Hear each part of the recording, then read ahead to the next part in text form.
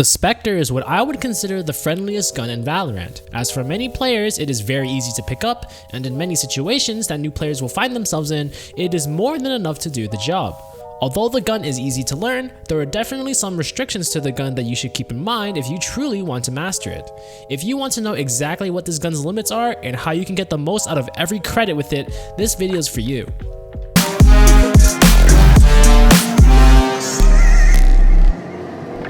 What's going on, gamers? It's Quatch Daddy here, giving you some more tips, tricks, and guides on all things Valorant so you too can clap your enemies.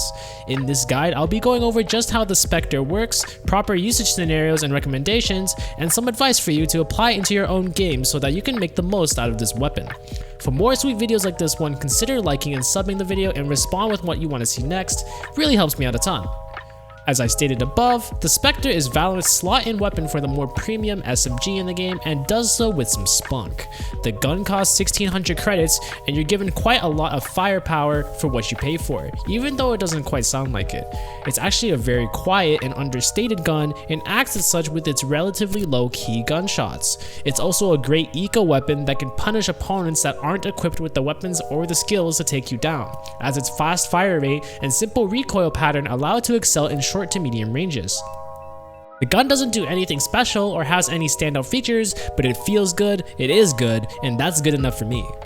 The Spectre carries 30 bullets per mag, which is more than enough to take on multiple enemies at once, and absolutely shreds enemies that are on save rounds. It also fires these rounds at a blazing 13.33 rounds per second, outpacing all of the assault rifles in the game with its little pellets, but having less damage per shot. Overall, this results in the Spectre having a very similar amount of DPS to the assault rifles in the game, with headshots excluded, meaning that if you face an opposing rifler and he messes up his spray, you can actually come away with a win on a trade. The gun also has medium wall penetration, so you can catch some enemies off of some cheese corners as well. However, the moment you take this beyond even say something like 20 meters, the Spectre begins to really struggle to get kills. This is because the gun has really bad accuracy at these ranges, and although it can really rip bullets, you're just going to draw nice outlines of your enemies instead of hitting them. The gun offers a decent ADS mode with a 1.15 times zoom to try and help mitigate this issue, but it doesn't really change the fact that it is not a good gun in these longer ranges. ADS mode also reduces the fire rate of the gun down to 12 bullets per second, which is probably something you wouldn't really want. This gun also can't tap or burst fire that well from these ranges, as the fire rate is so high that it tends to act more like mini sprays rather than little bursts, which make it a lot harder to use like this. I've had too many times where the gun has betrayed me at longer ranges, so do your best not to struggle like I have. I think another great strength about why the Spectre is so good for so many players actually has to do with its spray pattern. This gun probably has the easiest spray pattern in the game, as you really just need to pull straight down for like the first 15 bullets. If you come from other shooters that aren't CSGO, this will be much more in line to what you are typically used to when spraying your guns, and that might be why this gun feels so familiar to you. Almost every other gun in the game that requires spray control will have some level of horizontal spray control required as well, and a lot of the time it's quite difficult to effectively have that spray control down pat. The Spectre is an awesome gun for the money, but the main problem is that there are so many other guns that can compete with it as well, and you might be wondering if the Spectre would be better than some of these guns.